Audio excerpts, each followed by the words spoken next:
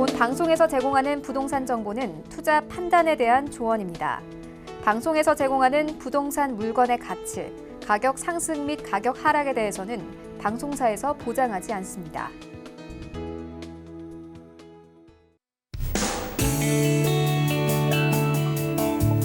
시청자 여러분 안녕하세요. 부동산 투자의mir의 부투미 진행의 정민입니다. 서울 재건축 아파트 가격이 계속해서 상승하고 있습니다. 지난주는 0.10% 상승하면서 7주 연속 상승세를 기록하고 있는데요.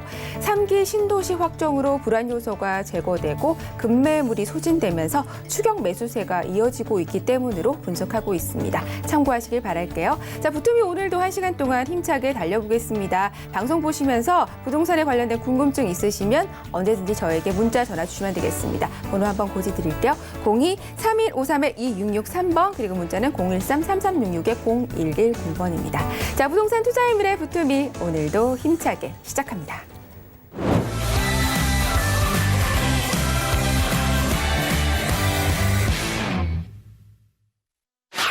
우리 몸에 이상이 있다면 정밀 분석을 통한 원인 진단이 가장 중요하겠죠. 부동산도 마찬가지입니다. 부동산의 정밀 분석, 부동산 MRI 시간 진행하도록 하겠습니다. 자, 오늘 함께해 주실 우리 부동산 주치 선생님 소개해 드리도록 할게요. 투미부동산연구소의 김재경 소장님 자리해 주셨습니다. 안녕하세요. 네, 안녕하세요.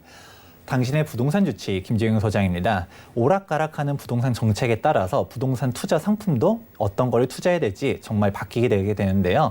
오늘은 부동산 정책에 따른 그러면 투자해야 되는 지역, 그러면 투자하면 안 되는 상품 어떤 것이 있는지 꼼꼼하게 알아보도록 하겠습니다. 네, 부동산 주치 선생님이 계셔서 정말 든든한 것 같습니다. 자, 오늘도 부동산 MRI 진단 아주 꼼꼼하게 잘 부탁드리겠습니다. 자, 오늘 MRI 응급 환자 무엇인지 궁금한데요. 화면으로 만나보겠습니다. 보여주시죠. 네, 바로 재초환이라 불리는 재건축 초과이익 환수제입니다. 워낙 큰 이슈가 됐던 주제이고요. 또 많은 분들이 이로 인해서 좀 타격을 받지 않았나라는 생각이 드는데 실제로 그 영향력은 어땠는지 좀 궁금한데요. 영향이 좀 컸죠? 어떤가요? 네, 재건축 초과이익 환수제 같은 경우는 정말 많이들 들어보셨을 겁니다. 다들 재초환 이러는데 도대체 재건축 초과이익 환수제가 어떤 것 때문에 이렇게 사람들이 많이 얘기하는지 한번 꼼꼼하게 살펴볼 필요가 있는데요. 근데 재건축 초과이익 환수제를 본격적으로 얘기하기에 앞서서 한번 좀 다뤄야 되는 이슈가 하나 있는데 바로 저번 시간에 썼던 겁니다. 바로 3기 신도시 얘기인데요. 혹시 그때 제가 3기 신도시 어떻게 얘기했는지 좀 기억나시나요?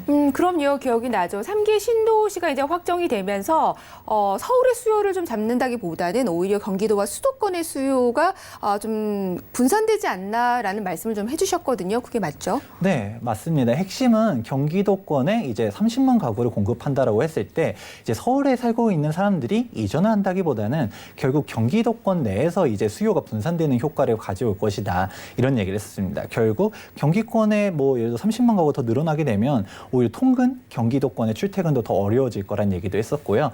당장 경기도가 다 올라가는 게 아니라 당장 똑같은 1기 신도시 중에서도 일산과 분당 같은 경우는 극명한 대비를 보여주는 만큼 사실 이러한 파급 효과도 실질적인 경기도 내에 어떠한 영향을 끼칠지 참 예의주시해야 될 필요성이 있다라고 했었는데요.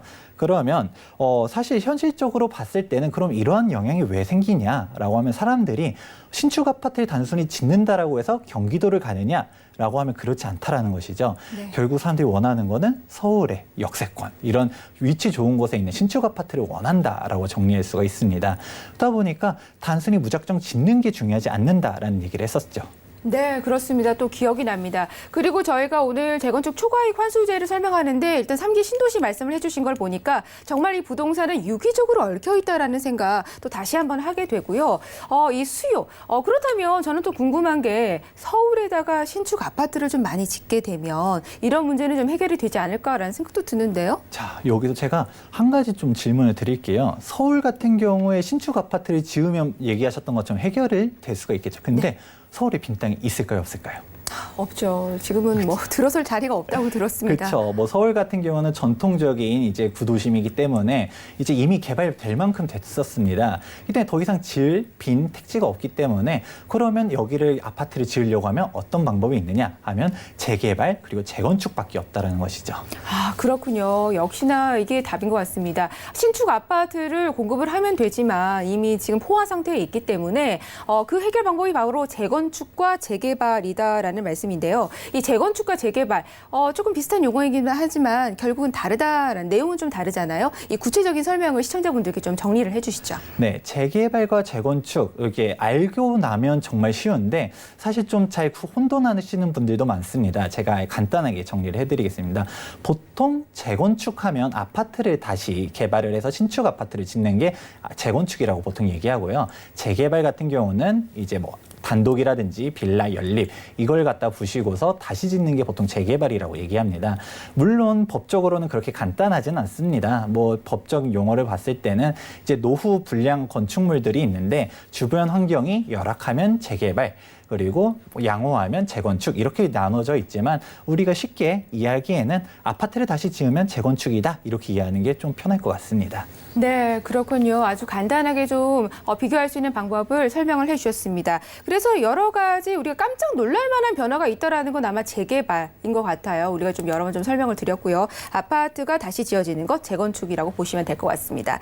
자, 그렇다면 이 두 가지 재건축과 재개발, 신규 아파트를 제공할 수 있는 재건축과 재개발 중에 이 재건축을 규제한다라는 내용이 오늘 MRI 응급 환자와 해당이 되는 내용 같은데요. 네, 맞습니다. 지금 사실상 앞에 이야기한 내용이 바로 이런 것들을 위해서 얘기한 건데요. 말했던 것처럼 단순히 경기도권의 신축 아파트를 짓는 게 중요한 게 아니다. 결국 서울의 신축 아파트가 늘어나야 되는 게 중요한데 서울의 신축 아파트가 늘어날 수 있는 가장 중요한 큰 축 중 하나인 재개발과 재건축 중에서 재건축을 규제를 하기 때문에 이런 문제가 생기는 것입니다. 자, 그럼 재건축 같은 규제, 이제 대표적인 세 가지 규제가 있는데 한번 보도록 할까요? 자, 첫 번째는 재건축 초과이익 환수제, 그 다음에 재건축 전매 제한에 대한 내용이 있고요. 마지막으로 안전진단도 이런 내용들이 있습니다. 그럼 어떤 것들이 이러한 문제가 생기는지 하나씩 살펴보도록 할게요. 일단 간단하게 안전진단부터 보도록 하겠습니다. 안전진단 같은 경우는 예전에는 좀 안전진단 통과가 좀 되게 쉬웠었어요. 이제 노후도 요건이라고 하죠. 30년을 충족하기만 하면 사실상 안전진단을 신청했을 때 특별한 하자가 있지 않는 이상은 어지간해서 다들 통과시켜줬었거든요. 그런데 이번에 재건축 안전진단을 요건을 강화함으로 인해서 사실상 건축에 대한 이제 건축물이 부실하지 않는 이상은 뭐 어지간해서는 통과를 안 시켜주게 되는 것이죠. 이제 주민들에 대한 편의시설들, 예를 들어 당장 뭐 건축물에 대한 것들은 살기는 뭐 튼튼하다라고 얘기해도 사실 오래된 아파트들의 가장 큰 문제점은 바로 주차 문제가 좀 많이 심각하잖아요.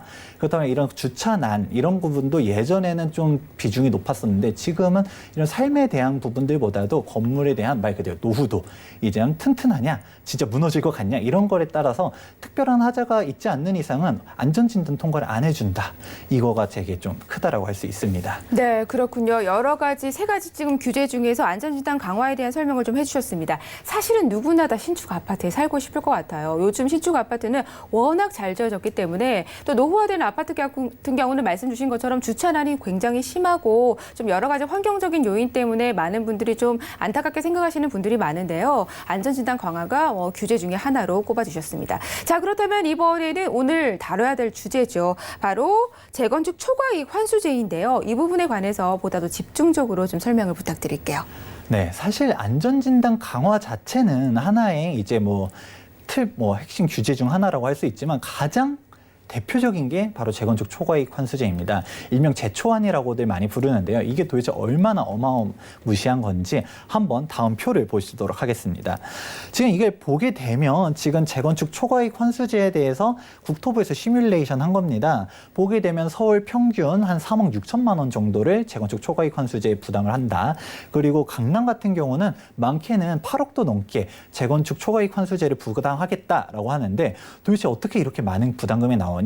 한번 보시게 되면 사실 계산 방식은 좀 여러 가지 복잡합니다. 근데 쉽게 얘기하면 재건축으로 인해서 늘어나게 된 시세 차익에 대해서 최대 50%를 부과하겠다라고 하는데 근데 이 부과 시점도 참 재밌는데요. 이게 사실 보통 우리가 모든 것들 얘기할 때 조합 설립일로부터 많이들 얘기하는데 재건축 초과이익 환수제 같은 경우는 추진위원회 설립일로부터 하게 됩니다. 그러면 지금 현재 설립되어 있는 재건축 지역들 봤을 때 추진위원회 설립이 2000년대 초반에 되는 때들이 정말 많거든요. 그럼 그때부터 해가지고 재건축이 완료됐을 때 그런 양도 차익을 본다라고 하면 어마어마하게 나옵니다. 나온다라고 할 수 있는 것입니다. 네, 그렇군요. 사실 그 시점도 굉장히 중요한데 말씀처럼 오래된 경우는 기간이 좀 긴 경우는 그 차이가 굉장할 것 같습니다. 그리고 무려 이제 수치가 50%나 되니까 이 부분은 정말 무시할 수 없는 부분 같은데요. 그래서 그런지 이 재초안이 위헌이다라는 또 말이 있더라고요. 그 부분은 어떻게 된 건가요? 네, 재건축 초과이익 환수제는 정말로 말이 많은데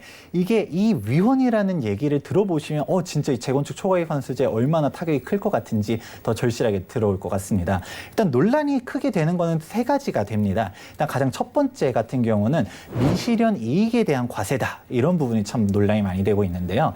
이게 무슨 말이냐 하면 예를 들어서 MC님이 지금 재건축 아파트를 가지고 있었어요. 네. 재건축이 되고 나니까 이전에 가지고 있었던 것보다 20억이 더 뛰었다고 칠게요. 오, 생각만 해도 정말 좋지 않나요? 네, 맞아요. 근데 지금 이거에 대해서 50%라 했잖아요. 간단하게 그냥 10억 세금으로 갖다 부과된다고 할게요. 그러면 어떻게 해요? 그래 20억 벌었으니까 10억 내는 거 당연하다고 생각하나요? 아니, 저는 없는 돈에서 10억을 지금 만들어내야 될 것 같은데요. 바로 이겁니다. 네.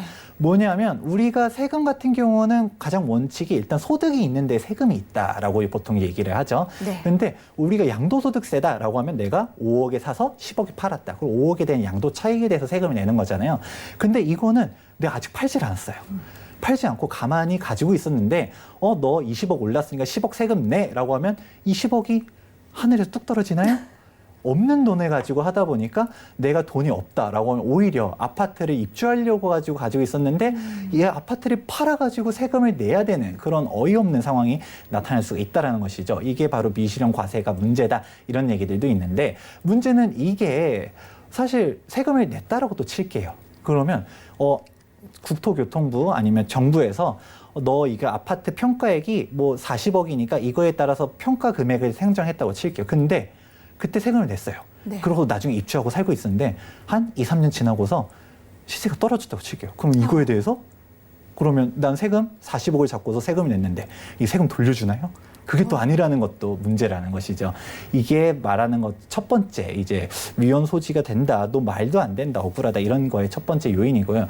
두 번째 요인 같은 경우는 지금 최종 소유자가 모든 세금을 부담하는 거 이것도 정말 많은 사람들이 모르는데 이게 엄청나게 큰 타격을 가져올 부분입니다. 이게 무슨 얘기냐 하면 방금 전에 20억에 대한 세금 차익이 있다라고 얘기를 했었으면 사실 20억 벌었는데 10억 세금 낼 수도 있지라고 생각할 수도 있어요. 네. 근데 문제는 이게 최종 소유자가 다 납부하게 된다는 것이죠. 이게 뭐가 되냐면 사실 추진위원회 설립일로부터 이제 준공일까지 가려면 정말 많은 시간들이 지났잖아요. 그 사이에 거래가 한 번도 없었을까요? 그럼 중간에 한 15억 정도 올랐을 때 팔고 넘어간 사람이 있다라고 칠게요. 그러면 그 중간에 이제 매수한 사람은 20억까지 우리가 올라간다고 쳤으니까 5억이라는 돈이 더 올라갔겠죠. 그럼 나는 5억을 번 줄 알고서 좋아했었어요. 근데 정부에서 너 20억 조합 추진위원회 설립일부터 20억이나 올랐으니까 10억 세금 내 이렇게 돼버리면 어떻게 될까요? 5억을 벌은 줄 알았더니 오히려 5억을 세금을 더 내게 생긴 거죠. 그렇게 되면 이제 형평성에 대한 문제가 생긴다라고 보통 할 수 있습니다. 뭐냐면 사실 처음부터 세금 이제 돈을 번 사람들 같은 경우는 따로 있는데 나는 오히려 내가 번 것보다 더 세금을 내게 되는 이런 불합리성이 이제 생긴다라는 것이죠. 이거를 갖다가 사람들이 잘 모르고 있는데 이게 발생되게 되면 엄청난 혼란이 벌어지게 될 것입니다. 근데 이런 부분들 같은 경우는 국토교통부에서는 사실 매수자는 이런 법이 있는 걸 알고 매수하기 때문에 이런 세금이 얼마 나올 거라는 걸 알고 산 거니까 문제가 없다라는 논리인데 사실 이 부분도 진짜 세금이 부과되고 되면 엄청난 혼란이 나올 두 번째 포인트 중 하나입니다. 자, 마지막 이제 포인트 세 번째는 이중과세에 대한 논란입니다. 사실 재건축 초과이익 환수제를 납부하게 된다라고 하면 세금을 미실현과세 이 부분도 이제 논란이 되긴 하지만 일단 다 납부했다고 칠게요. 그럼 여기서 끝이냐? 사실 우리가 부동산을 평생 가지고 있나요? 나중에 팔겠죠. 네. 팔았을 때 양도세는 양도세대로 또 나와요. 이중과세가 또 나온다. 이런 부분들 때문에 재건축 초과이익 환수제 정말 어마어마한 법률이기도 하고요. 진짜 말도 안 되는 법이긴 하지만 이거가 지금 현재 유예 기간이 끝나고서 2018년도부터 부활을 했거든요. 진짜 이게 본격적으로 세금이 과세되는 순간 재건축에는 어마어마한 타격이 올 거라고 예상될 수 있습니다. 네, 그렇군요. 지금 좀 설명을 듣다 보니 정말 좀 합리적인 범주는 좀 아니다라는 좀 개인적인 생각도 조금 들기는 합니다. 뭐 주치 선생님의 설명을 좀 잘 들었고요. 또 무엇보다 좀 최종 소유자가 양도자의 상승분 또 세금까지 다 떠안는다는 것도 좀 불합리하게 느껴지는 건 사실인 것 같아요. 자, 이렇게 여러 가지 규제가 있습니다만 그런데 좀 요즘 들리는 소식 계속해서 7주 동안 재건축 아파트가 지금 상승하고 있다라는 뉴스를 저희가 초반에도 좀 전해드렸거든요. 이 부분은 그럼 어떻게 된 건가요? 규제는 계속되는데 상승하고 있다니요? 네, 사실 이게 제일 재미있는 부분 중 하나입니다. 재건축에 대한 성향을 좀 알아두실 필요가 있는데 재건축이 사실 이번만 올라간 게 아니에요. 이전에도 재건축 초과이익 환수제에 대한 논란은 계속 있었는데 계속 그렇다 보니까 다른 부동산 시장 같은 경우는 꾸준히 올라갈 동안에도 재건축은 그 사이에도 크게 올랐다가 떨어졌다가 크게 올라갔다 떨어졌다가 이 급등락을 좀 반복을 해왔는데 재건축에 대한 논란이 있을 때는 떨어졌다가 없을 때는 또 올라갔다가 이런 상황들이 계속 나왔었습니다. 사람들이 투자하면 재건축을 많이들 떠올리다 보니까 재건축에 대한 투자 상품성 이렇게 하면서 많이들 들어오는데 사실 이게 재건축에 대한 논란이 또 한번 터지게 되면 또 떨어지게 되고 제가 방금 전에 얘기했잖아요. 재건축에 대한 문제성들 정말 어마어마하거든요. 재건축에 대한 사업성을 반토막 내는 그런 문제점들이 많은데 이런 것들에 대한 인식들이 만약에 퍼졌다라고 하면 사실 사람들이 이걸 알고서 살기보다는 모르고서 투자하는 사람들이 정말 많다라는 것도 문제입니다. 그런 것들이 있다 보니까 사실 잘 모르고서 매수하는 사람들이 많고 그리고 강남에 재건축 아파트들이 많다 보니까 사람들이 부동산 투자는 강남에 해야지 그리고 강남에 재건축 아파트 투자해야지 이런 막연한 생각을 가지고 투자하는 사람들이 많은데 사실 잘못된 투자를 들어가게 되면 이제 크게 손해를 볼 수도 있는 아주 좀 위험한 상황이기는 합니다. 네, 그렇군요. 뭐 여러 가지 규제 소식이 들리고 또 이런 것들에 따라서 좀 흐름을 탄다라고 좀 말씀을 드릴 수도 있을 것 같아요. 무엇보다 중요한 것은 소장님 말씀처럼 전문적인 지식을 바탕으로 좀 중심을 잡는 게 좀 꼭 좀 필요할 것 같네요. 자, 그렇다면 이 재초환 다른 부동산에 좀 영향은 없을까요? 어떤가요? 네, 재건축 초과이익 환수제로 인해서 이제 타격을 받는 부동산들 먼저 얘기를 해볼게요. 가장 대표적인 건 당연히 재건축 아파트들이 큰 타격을 받게 됩니다. 왜냐하면 이렇게 사업성 자체가 완전 이제 무너지게 되거든요. 이렇게 사업성이 무너지게 되고 그렇다고 해서 이거 내가 이렇게 최종 소유자가 세금 다 낸다 했잖아요. 나 이런 거 싫어가지고 알게 돼서 팔려고 했을 때 팔기는 쉬운가? 제가 규제 3가지가 있다라고 했는데 3가지 중 얘기 안 한 것 중 하나가 바로 전매금지입니다. 전매금지가 도대체 어떻게 되냐면 조합 설립이 되자마자 등기 시까지 이제 전매를 할 수 없게 됩니다. 그렇게 팔 수 없는데 팔 수 있는 물건들은 있던데 이건 뭐냐라고 했을 때 아주 특수한 경우들. 예를 들어서 뭐 1가구 1주택자인데 뭐 10년 보유, 5년 거주했다라든가 아니면 세대 전원이 지방으로 갔다가 뭐 병이라든지 직장 사유로 인해서 내려간다든가 이런 이유로 인해서 매도하게 된 특수 물건들만 거래되지 일반적인 투자자들 같은 경우는 사실 거주하지 않잖아요. 그렇다 보니까 이걸 못한다라는 것들이 문제가 되는 거고요. 이건 첫 번째로는 재건축 아파트들이 가장 크게 타격을 받아요. 그럼 두 번째는 뭐냐? 노후 아파트들이 타격을 받게 됩니다. 자, 한번 이제 표를 보도록 할까요? 이제 지금 30년 차가 다가오는 아파트들에 대한 내용들입니다. 사실 이런 아파트들도 이제 30년 차가 다가오면 재건축을 추진할 수 있다 보니까 사람들이 유망한 재건축에 대한 투자처로 갔다가 사람들이 재건축 가수요가 많이 붙게 되는데요. 근데 이런 재건축이 이런 규제가 생김으로 인해서 사실 타격을 받게 되다 보니까 이게 재건축이 진행이 안 되게 되는 거죠. 그렇게 되면 이런 노후 아파트들 누가 투자하게 될까요? 사실 실질적으로 재건축이 진행이 안 된다라고 생각하게 되면 사실상 재건축에 대한 프리미엄을 줄 필요가 없게 되는 거죠. 그렇기 때문에 이런 노후한 아파트들도 타격을 좀 크게 받게 되는 거고요. 이로 인해서 좀 알 수 있는 게 지금 현재 어떤 일이 있었냐면 2018년도 4월에 이런 위헌 얘기들이 많다. 소재가 있기 때문에 위헌 청구 소송을 걸었었어요. 근데 2018년도 4월에 위헌이 기각이 됐었습니다. 헌재에서. 이 기각이 되면서 또 그때 재건축 시장들이 크게 출렁거리게 됐었는데 이게 이후로써 재건축이 현 정권 내에서는 좀 아무리 논란이 많아도 현 정권이 재건축 초과이익 환수제에 대한 위지가 너무 강력하다 보니까 현 정권 내에서 아무래도 어렵다라는 게 중론이고요. 그럼 다음 정권 갔을 땐 또 어떻게 되냐는 사실 다음 정권 가봐야 되는 거잖아요. 그렇기 때문에 사실상 좀 어렵다. 그런 것들 때문에 지금 오히려 어떻게 된다 했었죠? 조합 설립이 나면 전매도 금지가 된다고 했었어요. 그렇기 때문에 많은 재건축 단지들이 지금 아직 설립을 안 한 데들, 추진위원회에서 조합 설립을 되게 미루고 있는 것들을 알 수 있습니다. 2018년도 4월 재건축 초과이익 환수제가 위헌 소송 걸었을 때 기각이 난 이후로 서울에서 재건축 조합 설립이 된 데가 얼마나 있나라고 보면 손에 꼽을 정도로 다들 재건축 시장이 위축됐다라는 것을 알 수가 있습니다. 네, 그렇군요. 여러 가지 상황이 좀 어려운 건 정말 사실인 것 같습니다. 특히나 재건축이 예정되어 있던 아파트 그리고 재건축을 기대하고 있는 노후 아파트들은 좀 영향을 많이 받았던 건 분명한 것 같네요. 자, 그렇다면 부동산이나 모든 경제에서 자세히 또 살펴보면 반사이익을 누리는 것도 분명히 있거든요. 반사이익은 없을까요? 네, 일단 가장 먼저 생각해 볼 수 있는 반사이익을 받는 데는 바로 신축 아파트입니다.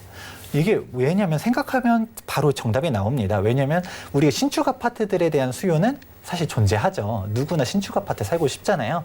오래된 아파트에서 살고 싶어하는 사람들은 많지 않을 거예요. 그런데 신축 아파트에 대한 공급 중 이제 큰 축 중 하나인 재건축을 이렇게 규제를 해버리면 앞으로 신축 아파트가 공급되기 쉬울까요? 어려울까요? 굉장히 어렵죠. 네, 그렇게 되다 보니까 지금 강남에 있는 신축 아파트뿐만 아니라 강북이든 어디든 신축 아파트가 희소성이 나날이 지금 높아지게 되는 그런 상황이 나옵니다. 더군다나 강북 같은 경우는 그래도 재개발이라도 있어요. 근데 강남 같은 경우는 재건축들 위주로 이제 돌아가는 시장이다 보니까 지금 강남에 9.13 부동산 대책 터지고서 뭐 5억도 떨어졌다 이런 기사들이 있었었잖아요. 근데 그런 데가 어디냐라고 찾아보면 오래된 아파트들 아니면 재건축 아파트들이 그렇게 떨어졌지 뭐 강남의 가장 대표적인 신축 아파트잖아요. 반포 아크로 리버파크가 5억씩 떨어졌나?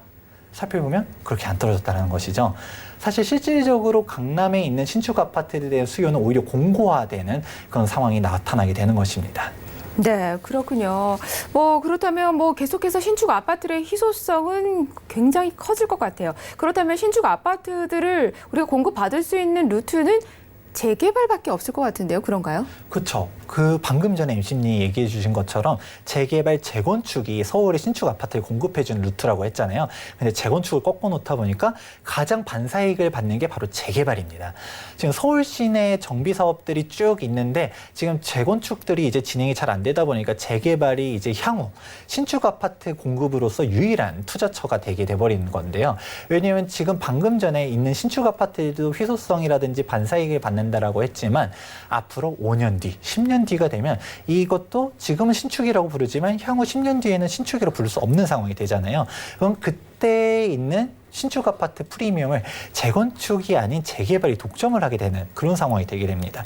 그러니까 재개발 시장 같은 경우는 지금도 뜨겁게 움직이게 되게 되는데 재개발 같은 경우는 또 좋은 점이 하나 있어요. 왜냐하면 보통 재건축 초과이익 환수제라고 많이 들어봤는데 재개발은 사람들이 잘 모르시는 분들이 많아요. 그래서 재개발도 초과이익 환수제 있는 거 아니냐라고 물어보시는 분들이 있는데 없습니다. 말 그대로 재건축 초과이익 환수제이지 재개발 초과이익 환수제가 아니거든요. 그러다 보니까 재개발 같은 경우는 사업성이 현재로도 아주 좋고요. 또 다른 차이점 중 하나는 전매금지 기간입니다. 전매금지 같은 경우는 재건축 같은 경우는 조합 설립이 나자마자 등기 시까지 팔지도 못해요. 그러면 살 수 있는 물건도 한정돼 있지만 반대로 내가 산 다음에 입주하기 전까지는 내가 팔 수 못한다는 거예요. 입주하고서 파나요? 오히려 등기 날 때까지 1, 2년 또 기다려야 되거든요. 근데 재개발 같은 경우는 자유롭게 전매가 가능하다라는 점.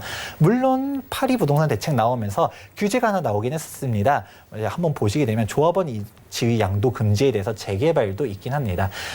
관리처분 인가 이후로부터 등기 시까지 전매 금지가 나오긴 했지만 자 위에 한번 표를 보시게 되면 2018년도 1월 24일 이후 사업 시행가를 신청하는 단지들부터 관리처분 인가가 났을 때 적용하다 보니까 현 시점에서 모든 재개발 지역은 지금 전매가 자유롭다라는 게 지금 현재 매력 포인트 중 하나라는 것이죠. 네, 그렇군요. 방금 질문의 답변은 이제 두 가지를 좀 기억하셔야 될 것 같습니다. 신축 아파트의 희소성 그리고 반사이익을 보는 재개발에 좀 투자나 좀 눈여겨보실 필요가 있다라는 말씀 해주셨습니다. 전매 기간이 없다라는 것도 포인트로 짚어주셨네요. 자, 그렇다면 좀 궁금한 게 재건축을 지금 꽉 막아놨어요. 뭔가 좀 손실 구멍이 한두 개 정도는 있지 않을까라는 생각이 드는데 좀 피해갈 수 있는 방법은 전혀 없을까요? 네, 사실 있습니다. 꼼꼼하게 보면 이제 피해가는 데가 있는데 뭐냐면 사실 강남에 투자하시는 분들은 그래도 나는 무조건 강남 재건축을 투자하고 싶다. 강남 신축 아파트를 받고 싶다. 이러신 분들이 있을 겁니다. 그러면 이런 단지들을 살펴봐야 됩니다. 자, 한번 표를 볼까요? 보시게 되면 재건축 초과이익 환수제를 막차를 탄 마지막 재건축 단지들입니다. 뭐냐면 재건축 초과이익 환수제에 대한 유예 기간이 2017년도 말까지였었습니다. 그러니까 2017년도 말까지 관리처분 인가를 신청한 단지들은 재건축 초과이익 환수제를 적용받지 않는다라는 거. 이게 아주 엄청난 투자 포인트인데요. 오히려 이러한 단지들은 오히려 더 좋아졌어요. 왜냐하면 다른 재건축 단지들이 위축되다 보니까 사업 진행이 안 될 게 뻔하단 말이죠. 그렇게 되면 오히려 지금 우리가 향후 5년 뒤에 마지막 강남의 신축 아파트다. 이런 타이틀을 가지고 가기 때문에 지금 강남권에 재건축 투자하고 싶으시다라고 하면 엉뚱한 데 투자하시는 게 아니라 안전한 지금 재건축 초과이익 환수제를 피한 재건축 단지들을 투자하시는 게 중요하다고 할 수 있습니다. 네, 그렇군요. 자, 오늘 부동산 MRI 시간에는 재건축 초과이익 환수제에 대한 설명을 잘 들어봤습니다. 워낙에 불합리하다 여러 가지 이야기가 굉장히 많았지만 일단 이 법률을 피할 수는 없기 때문에 반사이익을 볼 수 있는 재개발로 좀 눈을 돌려도 좋을 것 같고요. 또 무엇보다 중요한 건 신축 아파트의 희소성은 갈수록 높아진다라는 것도 꼭 기억하시는 부분이 되어야 될 것 같습니다. 자, 저희 방송 보면서 궁금한 점 있으시면 저에게 전화, 문자 주시면 되겠습니다. 02-3153-2663번이고요. 그리고 문자는 013-3366-0110번입니다. 자, 오늘 함께해 주신 김재경 소장님과는 여기서 인사드릴게요. 고맙습니다.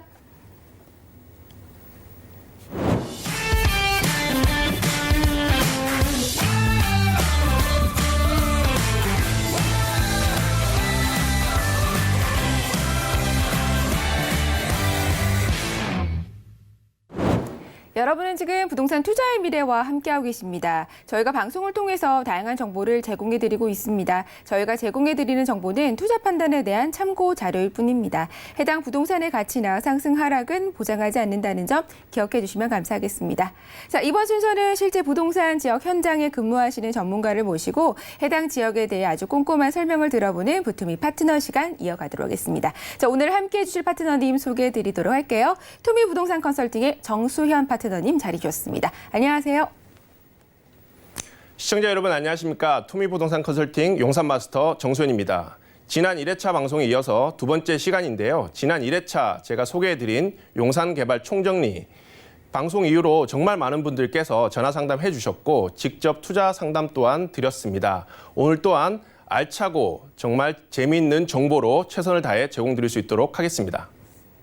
네, 파트너님의 힘있는 목소리가 정말 신뢰감의 기대가 훨씬 더 커지는 것 같습니다. 자, 부투미 첫 번째 시간 용산에 대해서 좀 배워봤는데요. 자, 오늘 소개해 주실 지역은 어딘지 궁금해집니다. 어딘가요? 네, 오늘 소개해드릴 지역은 누구나 동경하지만 아무에게나 허락되지 않는 특권, 바로 한남 뉴타운입니다. 네, 누구나 동경하지만 아무에게나 허락되지 않는 특권이라는 말에 훨씬 더 궁금증이 좀 커지는 것 같습니다. 제가 꼭 봐야 될 것 같은데요. 자, 어떤 지역인지 그리고 어디부터 꼼꼼하게 살펴봐야 되는지 설명을 좀 해주시죠. 네, 투자 포인트부터 먼저 말씀드리도록 하겠습니다. 첫 번째는 한남동은 풍수지리적으로 전형적인 배산 임수의 명당입니다. 이런 이유로 해서 많은 대한민국을 대표하는 기업 회장님들께서 사는 곳으로 한남동이 유명한 이유이기도 하죠. 두 번째로 기존 고급 주거단지와 더불어 유엔사 그리고 수송부, 산재 부지를 주목해 보실 필요가 있습니다. 다음에 세 번째로는요. 100년 만에 시민의 품으로 돌아온 용산 민족공원 역시 주목을 하셔야 되는 부분이고요. 네 번째로 서울역부터 한강로 일대를 개발하는 용산 마스터 플랜 굉장히 주목하셔야 되는 개발 사업이죠. 다음에 신분당선 2단계 연장 사업이 있습니다. 마찬가지로 한남 뉴타운에는 굉장히 큰 호재로 작용할 것으로 예상이 되는데요. 마지막으로 가장 중요한 포인트입니다. 주변 주거단지 시세. 이렇게 전체적으로 한 6가지 정도 주목을 하시고 방송을 시청하시면 도움이 많이 되실 것 같습니다. 네, 투자 포인트 짚어주셨습니다. 지금 방송 보시는 분들은 눈 크게 뜨고 좀 집중을 해주셔야 될 것 같은데요. 아무래도 한남동은 풍수지리적으로 명당입니다. 많은 분들이 유명한 분들이 또 거주하고 있는 지역이라는 점도 짚어주셨는데요. 자, 그렇다면 다시 한번 좀 자세한 요약 설명 부탁드릴게요. 네, 먼저 지도를 먼저 보시겠습니다. 용산은 보시다시피 서울의 정중앙에 위치를 하고 있습니다. 그러다 보니 용산 오랫동안 외국 군대의 주둔지의 역할을 해온 이유이기도 합니다. 더불어서 보시다시피 위로는 남산, 그리고 앞으로는 한강을 휘감고 있는 이런 지역이 풍수지리적인 명당이다라는 사실만으로 한남동은 오랫동안 부촌의 상징이 되었던 지역입니다. 그다음 슬라이드를 보시면 지난 2030 서울 플랜에서 보시다시피 현재 용산은 용산국제업무지구 개발 사업을 비롯해서 여의도에 있는 국제금융복합지구, 마찬가지로 강남 삼성동에 있는 국제교류복합지구와 더불어서 서울의 3대 핵심 사업으로 현재 한창 개발 사업을 진행 중에 있습니다. 좀 더 미시적으로 가보겠습니다. 용산인데요. 용산은 용산민족공원을 사이에 두고 우측편으로는 최고급 주거타운이죠. 그리고 좌측편으로는 용산 도시개발들이 계획이 되어 있습니다.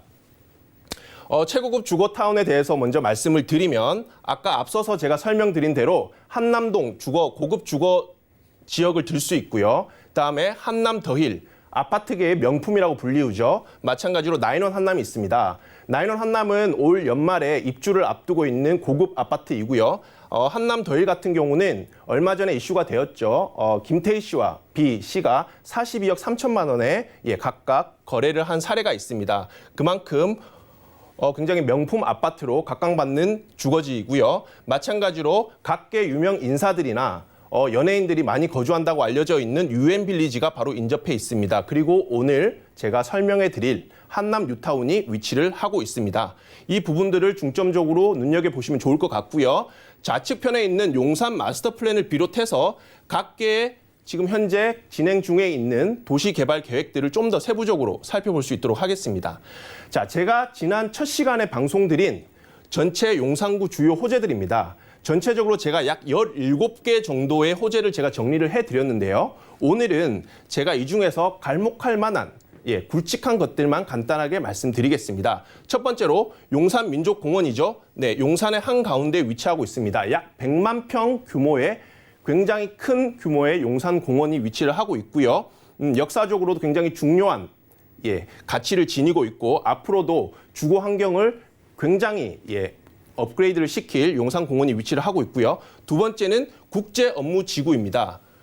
국제업무지구 같은 경우는 저희가 해외에서 비슷한 유사한 사례를 저희가 알 수 있는데요. 얼마 전에 3월 1일 날 개장을 했죠. 뉴욕에 있는 허드슨 야드. 네. 미국 뉴욕의 중심 상업지라고 알고 있는 미드타운과 그리고 월스트리트를 넘어서 현재는 새로운 랜드마크로 급부상하고 있는 용산 허드슨 야드와 비슷한 사례로 볼 수 있고요. 현재 토지 정화 작업을 진행 중에 있습니다. 세 번째로는요. 서울역 마스터 플랜입니다.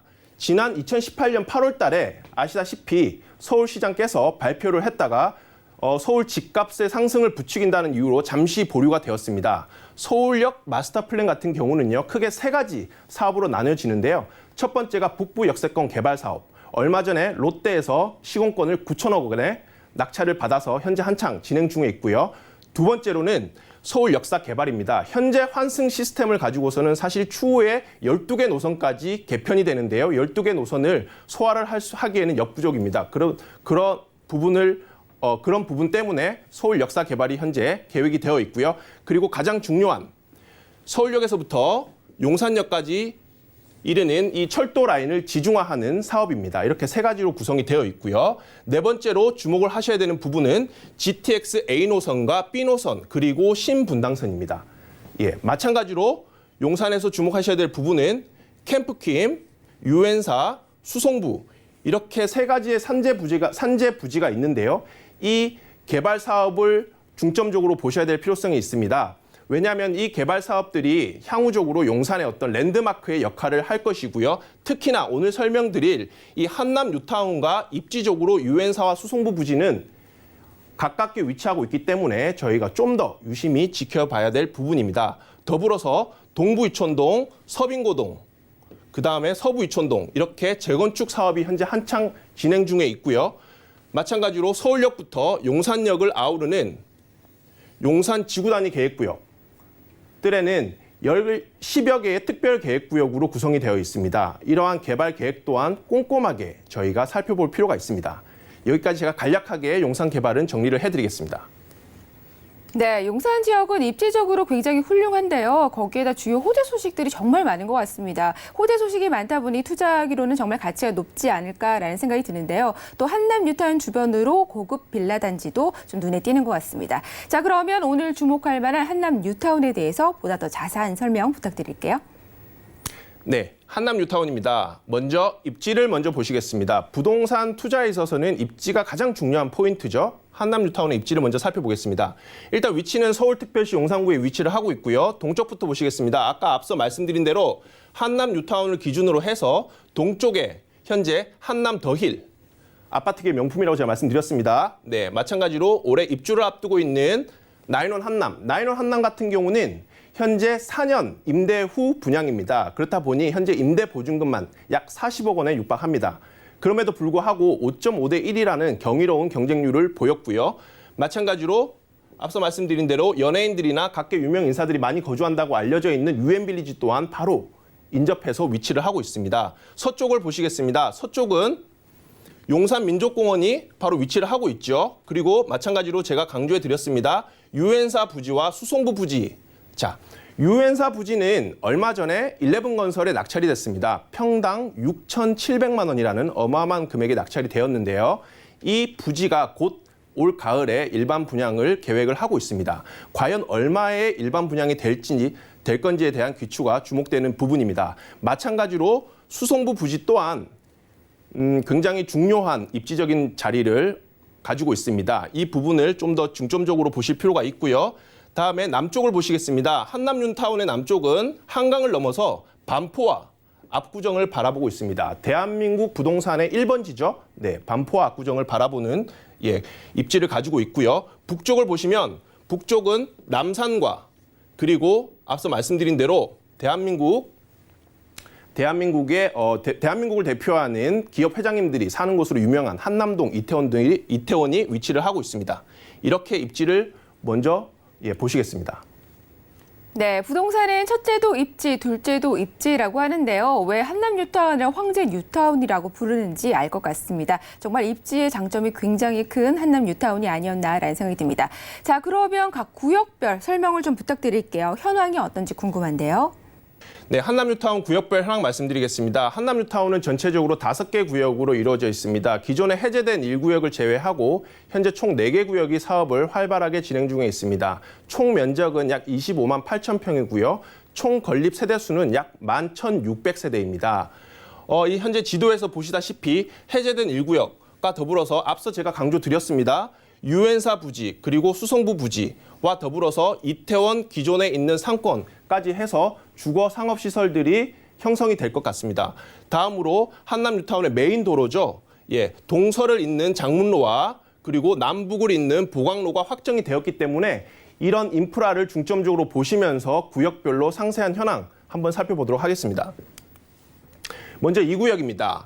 이 구역은 전체 면적 약 3만 5천 평에 총 건립 세대 수는 약 1,500세대입니다. 현재 이 구역은 건축 심의 준비 단계에 있습니다. 주목해서 보셔야 될 부분은요. 이 구역 같은 경우는 기존에 존치 구역으로 남겨진 구역들이 있습니다. 현재 보광초등학교라든지 현재 이태원 성당이라든지 이런 부분들이 존치 구역으로 확정이 되었기 때문에 이 구역에서 특징적인 부분은 이태원역과 가깝다라는 역세권이다라는 부분하고요. 두 번째로 이 구역 내에서는 근린 상업시설들이 있습니다. 이 상업시설들에 좀 주목을 하셔야 되는 부분인데요.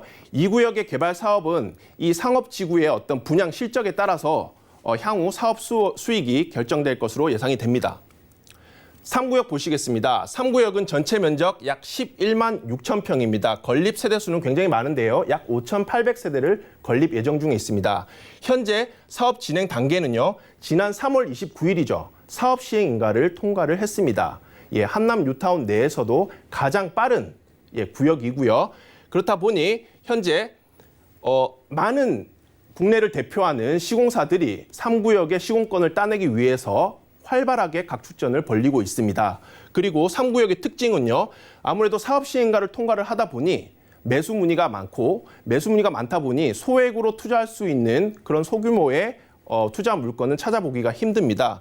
예상 조합원 분양가는요, 평당 약 한 3천만 원 정도로 예상이 되고 있습니다. 구역별 특징을 보시면요, 구역의 특징을 보시면 현재 아시다시피 3구역의 가장 상징적인 지역이죠. 도깨비 시장에서 이슬람 사원을 잇는 이 능선을 따라서 구릉지로 건축이 지어질 것으로 예상이 됩니다. 이런 부분들을 조금 더 관심 있게 지켜봐 주시면 좋을 것 같고요. 4구역입니다. 4구역은 전체 면적 약 4만 5천 평으로 건립 세대 수는 약 1,965세대로 예정이 되어 있습니다. 4구역도 2구역과 마찬가지로 현재 건축 심의 예정 중에 있고요. 현재 4구역의 특징은 아까 앞서 제가 말씀드린 대로 동서와 남북을 잇는 장문로 그리고 보강로가 구역으로 인접해 있기 때문에 교통이 아주 편리하다라는 가는 것이 일단 장점이고요. 마찬가지로 최소 50% 이상 세대가 한강 조망이 가능하다라는 부분도 특징 중에 하나로 보시면 좋을 것 같습니다. 하지만 4구역 같은 경우는 큰 대지 지분을 가지고 있는 물건들이 많기 때문에 아무래도 투자금이 조금 많이 든다라는 부분을 특징적으로 들 수 있을 것 같습니다. 네, 마지막으로 5구역인데요. 5구역 한번 보시겠습니다. 전체 면적은 약 5만 6천 평입니다. 건립 세대 수는 약 1,956세대로 예정이 되어 있습니다. 현재 진행 단계는 2구역 그리고 4구역과 마찬가지로 현재 건축 심의를 예정 중에 있고요. 5구역 같은 경우는 현재 서울시와 촉진계획 변경안을 협의 중에 있습니다. 5구역의 일부 지역이 준주거 지역으로 형성이 되어 있기 때문에 층수라든지 이런 부분을 협의 중에 있고요. 5구역의 특징은 한강 조망권이 가능하다. 더불어서 용산공원을 바라볼 수 있는 공원 조망권까지 가능하다. 이런 부분이 굉장히 큰 메리트이고요. 더불어서 앞서 말씀드린 신분당선이 구역과 인접해서 위치할 것이다. 라는 부분이 5구역을 한남 뉴타운 내에서도 랜드마크급으로 생각하는 이유이기도 합니다. 이런 부분들을 중점적으로 구역별로 보시면 좋을 것 같습니다. 네, 구역별 현황에 대한 설명을 잘 들었습니다. 역시나 구역별로 특징이 좀 다른 것 같습니다. 그래서 본인의 투자 성향과 상황에 맞는 구역을 선정하는 게 좋을 것 같네요. 특히나 이 구역 같은 경우는 역세권의 편리함이 있고요. 그리고 3구역은 무엇보다 속도가 지금 가장 빠르다라는 장점이 있는 것 같습니다. 그리고 한강과 공원의 조망권을 가지고 있는 5구역까지 아주 꼼꼼하게 살펴봤습니다. 자, 한남 뉴타운과 용산이 궁금합니다. 오영미 리포터가 현장을 다녀왔다고 하는데요. 화면으로 한번 만나보도록 하겠습니다. 보여주시죠.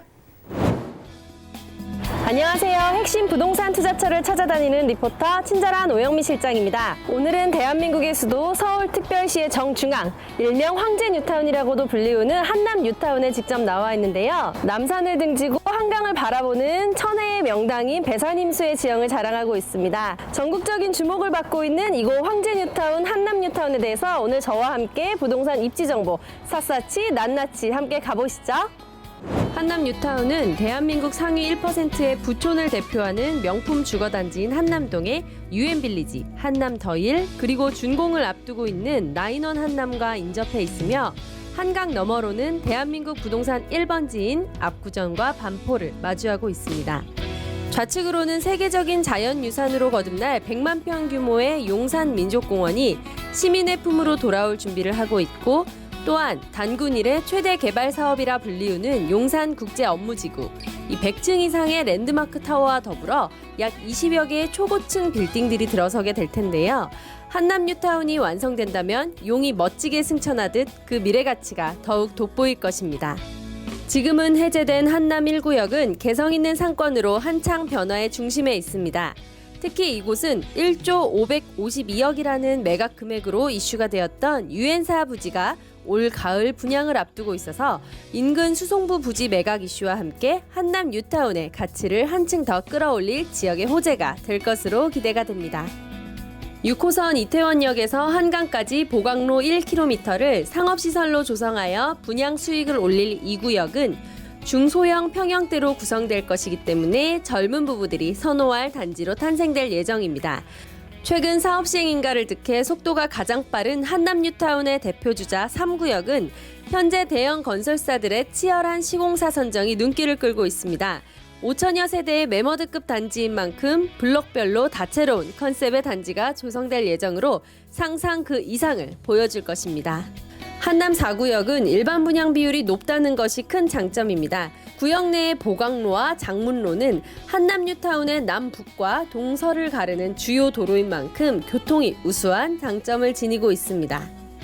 한남 5구역은 한강 바로 앞에 위치한 지리적 특성상 최상의 한강 조망권과 용산 민족공원 조망권까지 모두 갖고 있어 그야말로 명실상부 한남 뉴타운의 랜드마크로서 자리매김될 것입니다. 한남 뉴타운은 전통의 부촌과 용산 민족공원 그리고 용산 국제업무지구까지 상상 그 이상의 명품 주거 공간으로 재탄생할 것입니다. 누구나 동경하지만 아무에게나 허락되지 않는 단 하나의 특권. 한남 뉴타운의 그 미래가 정말 기대됩니다. 우리 부동산 투자의 미래 시청자 여러분들께서도 이곳에 관심 가져주시면 좋을 것 같습니다. 지금까지 직접 찾아가는 리포터 친절한 오영미 실장이었습니다. 한남 뉴타운과 용산의 현재 모습 잘 살펴봤습니다. 워낙에 입지적인 것과 환경적인 요소 여러 가지 요소들의 장점이 많아서 가격이 또 궁금해지는데요. 가격은 어떤지 궁금합니다. 네, 한남 뉴타운의 주변 아파트 시세 말씀드리겠습니다. 앞서 입지적인 부분들을 잘 보셨는데요.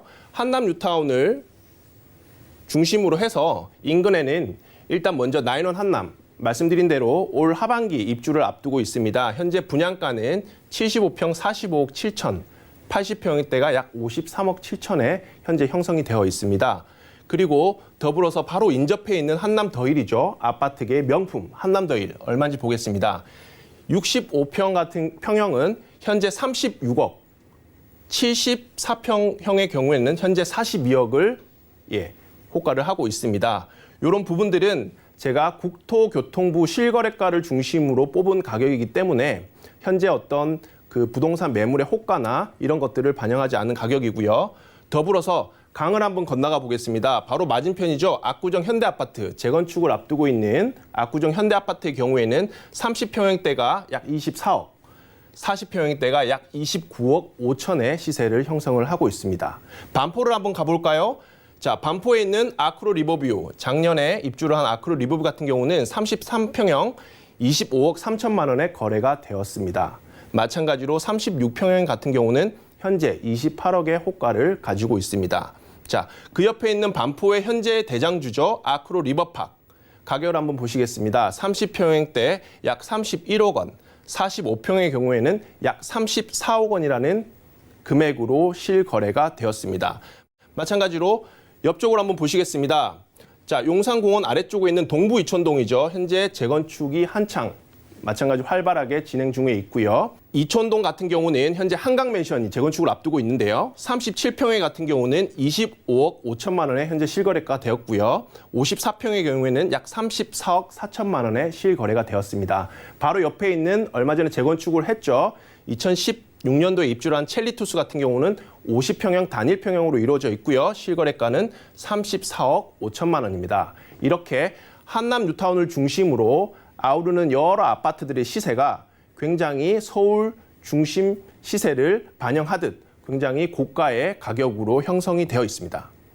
네, 한남 뉴타운의 주변 시세까지 살펴봤습니다. 한남 뉴타운 정말 많은 분들이 주목하고 계시지 않을까라는 생각이 드는데요. 마지막으로 투자 포인트 한 번 더 짚어주시죠. 네, 투자 포인트 다시 한번 짚어드리겠습니다. 제가 앞서 강조를 해드렸습니다. 그죠? 전체적으로 6가지 포인트인데요. 한 번 더 제가 정리해드리겠습니다. 앞서 보신 자료대로 한남동은 역사적으로도 그리고 풍수지리적으로도 배산임수라는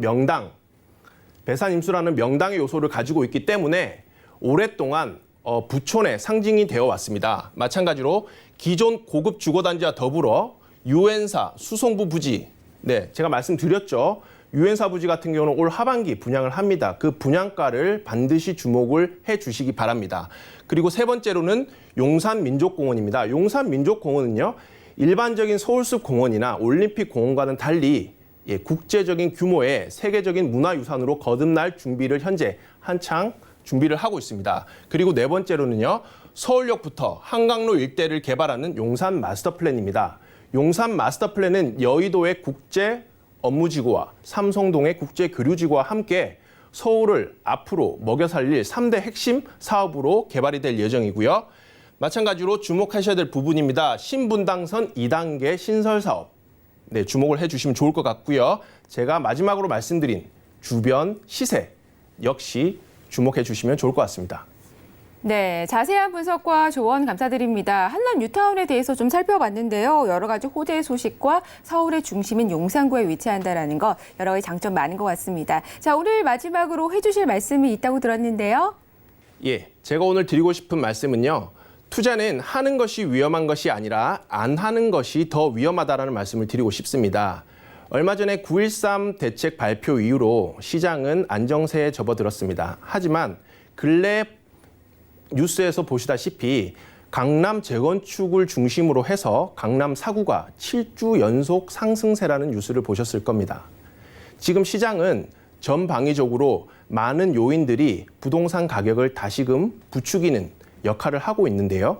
대표적으로 대외적인 어떤 미중 무역 갈등의 장기화라든지 내수 경기의 어떤 불안정한 요인들, 그래서 금리 인하를 압박받고 있는 시점입니다. 현재가 불확실성은 시장에 걷어들이지 않았지만 지금이 바로 투자를 하기에는 굉장히 적절한 타이밍이다라는 말씀을 시청자 여러분께 마지막으로 드리고 싶습니다.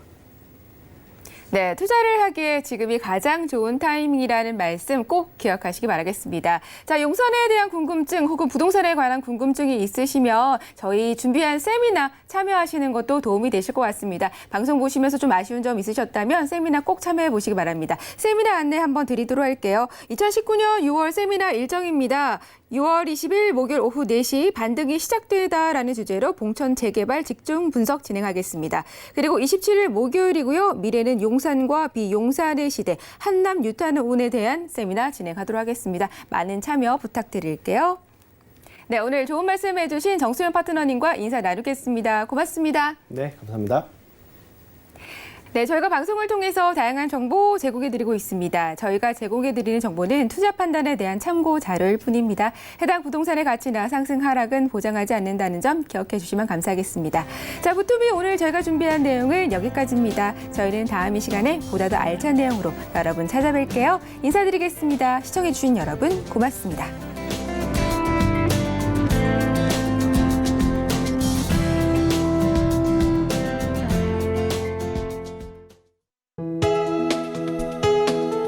본 방송에서 제공하는 부동산 정보는 투자 판단에 대한 조언입니다.